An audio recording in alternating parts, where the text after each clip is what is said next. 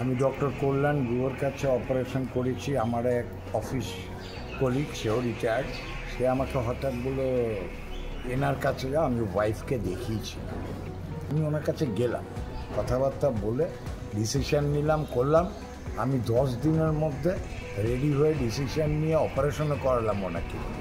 আমি অপারেশন করেছি 2 পা 6 দিন আগের পরে, এবং প্রথম পা অপারেশন করে পরের দিন সকালে আমাকে হাত দিয়েছে।